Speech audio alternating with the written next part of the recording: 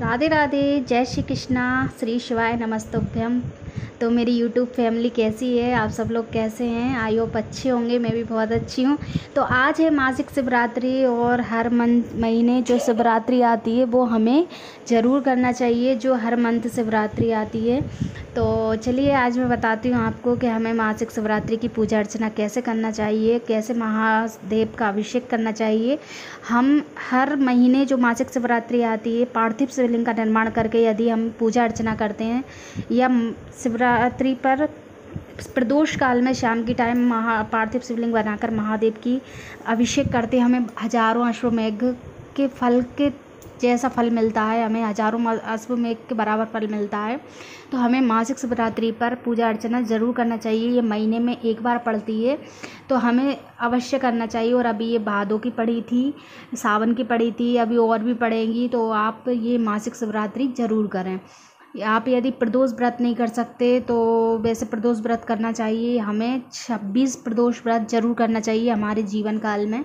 यदि 26 प्रदोष काल नहीं कर सकते आप तो 2 करें या 5 करें या 11 करें, लेकिन अपने जीवन में एक बार प्रदोष का व्रत जरूर करें। और यदि प्रदोष का व्रत नहीं करते हैं तो आप मासिक शिवरात्रि पर पूजा अर्चना ज़रूर करें।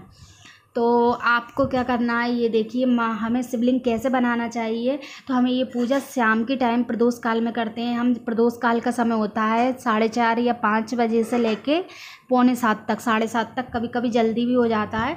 तो हमें सबसे पहले शिवलिंग बनाने से पहले हमें मिट्टी में थोड़ा कच्चा दूध और गंगा जल डाल के उसको अच्छे से रखना चाहिए। इसके बाद ही हमें शिवलिंग बनाना चाहिए, उससे और हजारों गुना फल मिलता है हमें।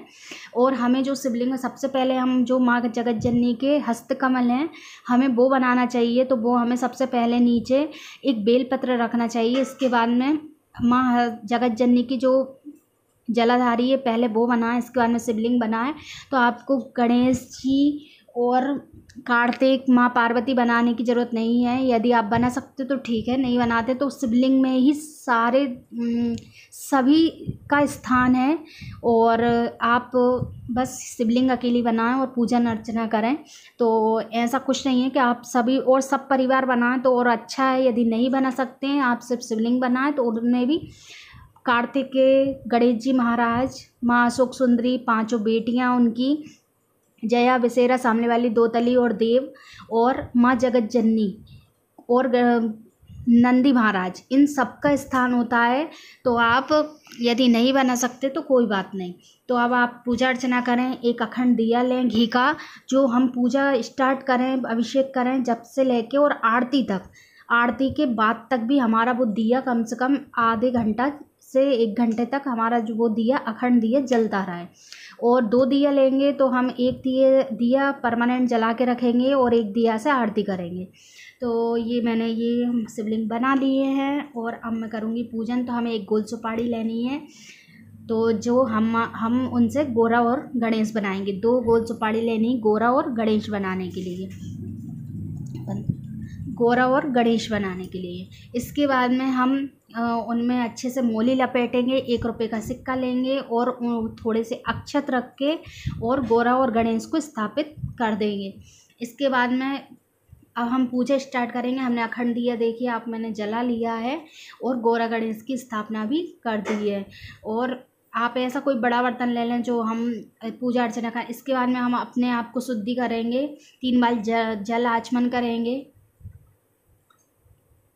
पहले हम अपने आप को शुद्धि करेंगे, जल आचमन करेंगे 3 बार। इसके बाद में अपने ऊपर जल छिड़केंगे और वहीं पर हाथ धुलकर अपने ऊपर जल छिड़केंगे। तो ये देखिए ये 3 बार, इससे ये पवित्र मतलब यदि आपको मंत्र नहीं आते हैं तो कोई बात नहीं, आप सिर्फ ऐसे ही नमः शिवाय का उच्चारण करें। नमः शिवाय या पंचाक्षर या श्री शिवाय नमस्तुभ्यम या ओम नमः शिवाय का जाप करते रहें, या गोरा पार्वती का नाम लेते रहें। तो आपको जो सही लगे। और इसके बाद में आपको यदि नहीं आता है तो कोई बात नहीं। इसके बाद में हम दीपक देवता की पूजन करेंगे, गोरा गणेश की पूजन करेंगे। इसके बाद में हम फिर बाद में अभिषेक करेंगे। तो ये देखिए मैंने गोरा गणेश की पूजन कर दी है। उनको पहले जल चढ़ाएंगे, गंगा जल चढ़ाएंगे, दूध चढ़ाएंगे, दही चढ़ाएंगे, अक्षत लगाएंगे, चढ़ाएंगे, मोली चढ़ाएंगे, चंदन का तिलक करेंगे और अक्षत चढ़ाएंगे, फूल चढ़ाएंगे, गौरा गणेश को दूबा चढ़ाएंगे और धूप बत्ती से उनको धूप दिखाएंगे। तो ये हमारी दीपक देवता की पूजन हो चुकी है, गौरा गणेश की पूजन हो चुकी है। अब बारी है, अब भोलेनाथ की पूजन करेंगे हम। ये उनको पुष्प चढ़ाएंगे।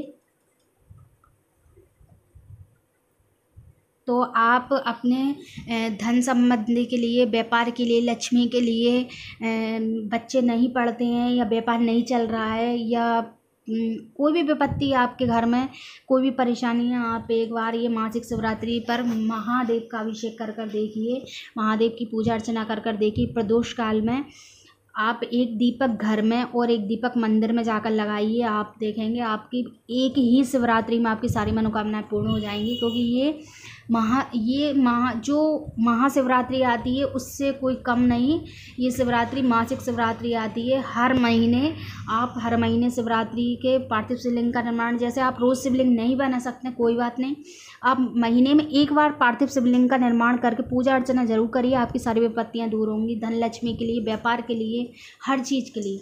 तो अब हम सबसे पहले गणेश जी महाराज का जो स्थान होता है वहाँ जल चढ़ाएंगे, फिर कार्तिकेय के स्थान पे चढ़ाएंगे, माँ सुखसुंदरी के स्थान पे चढ़ाएंगे, माँ जगत जननी के पे, और फिर हम इसके बाद में महादेव के ऊपर जल अभिषेक करेंगे। अब हम दूध चढ़ाएंगे। तो ये हमने दूध चढ़ा दिया है।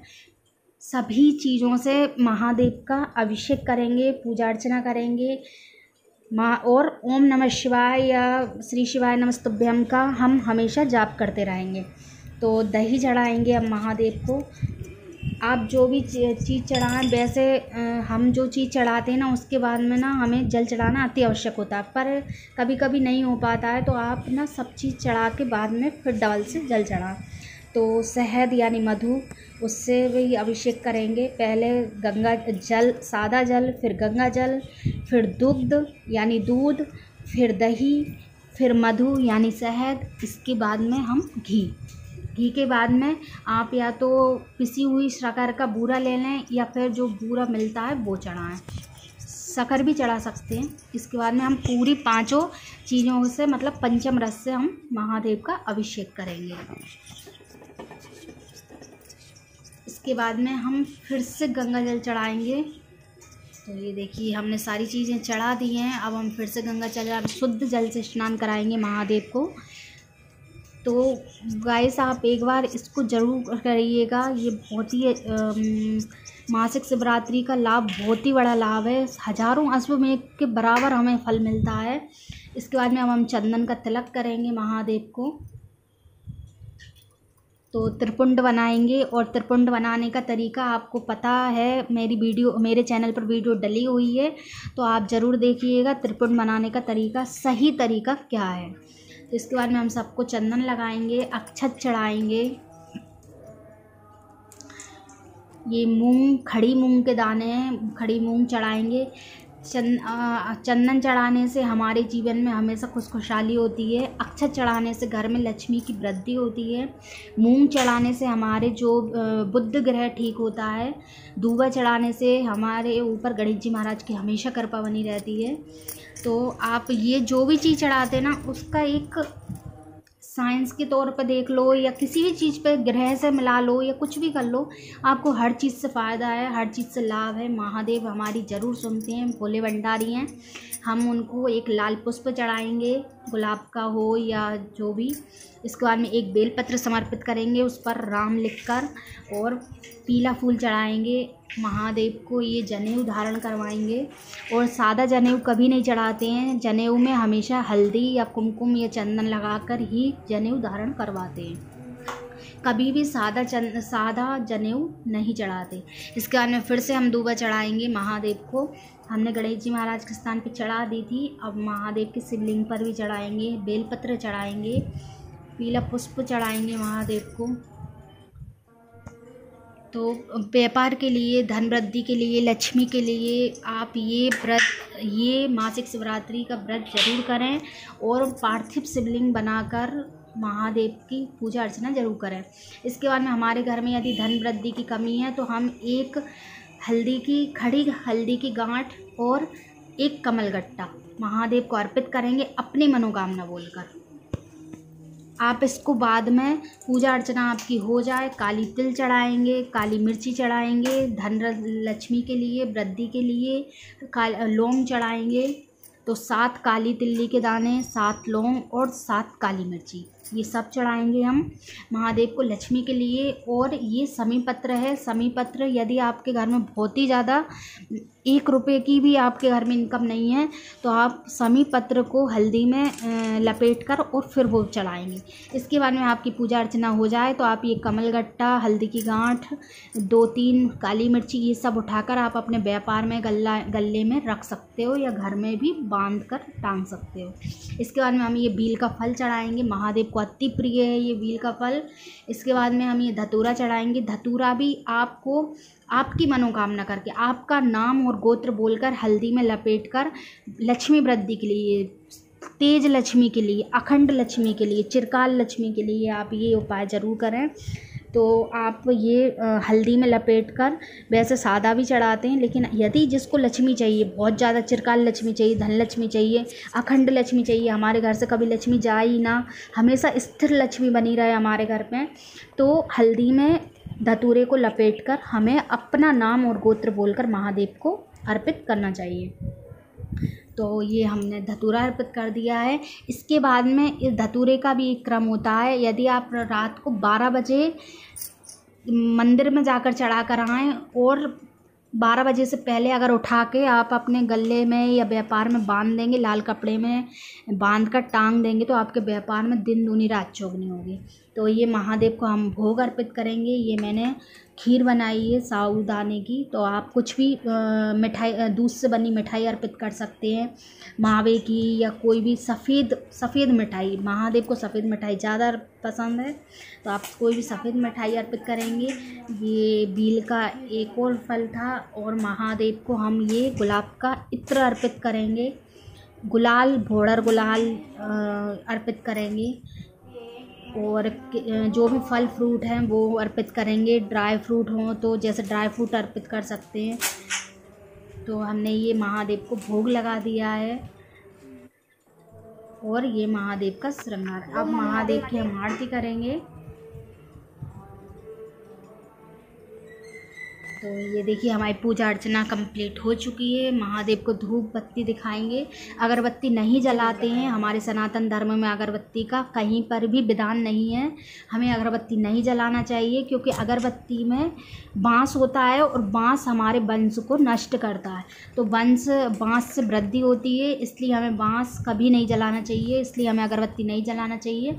और हम थोड़े पुष्प और चढ़ाएंगे। तो हमें हमेशा धूप बत्ती, कहीं पर भी कोई से भी शास्त्रों में, विधानों में यही है कि धूप दीप नैवेद्यम, यानी धूप दिखाई जाती है, दीपक जलाया जाता है, लेकिन अगरबत्ती नहीं जलाई जाती है, क्योंकि अगरबत्ती में बांस होता है और बांस से हमारे वंश नष्ट होता है, इसलिए हमें कभी अगरबत्ती नहीं जलानी चाहिए।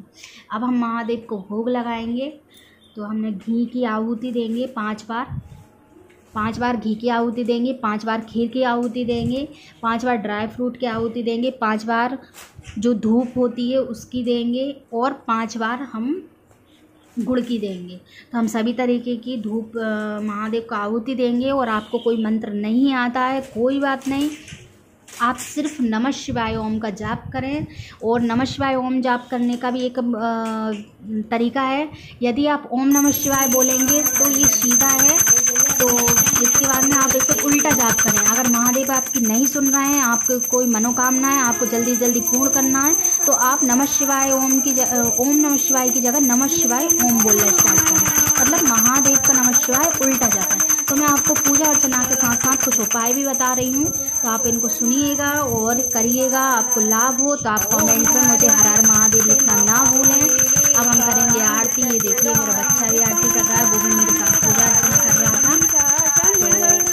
तो हमें अपने बच्चों में बचपन से ही संस्कार डालना चाहिए, बचपन से ही संस्कार देना चाहिए, क्योंकि बच्चों में बचपन में ही संस्कार आते हैं। तो पूजा पूजा अर्चना की इनमें ज़रूर आदत डालनी चाहिए। तो मैंने साथ में आपको उपाय भी बताए हैं, पूजा अर्चना भी बताइए, कैसे शिवलिंग बनाया जाता है, किस तरीके से बनाए। यदि आप ब्राह्मण हैं तो सफ़ेद मिट्टी का शिवलिंग बनाएं, और यदि मिट्टी सफ़ेद नहीं है तो उस पर चंदन लगा लें या सफ़ेद वाली गुलाल चढ़ा दें। इसके बाद पूजा, यदि आप वैश्य हैं तो लाल मिट्टी का शिवलिंग बनाएं। आप शूद्र हैं तो पीली मिट्टी का शिवलिंग बनाएं, और यदि आपके पास मिट्टी ऐसी नहीं है तो आप उसमें चंदन लगा दें। हर हर महादेव। कमेंट में हर हर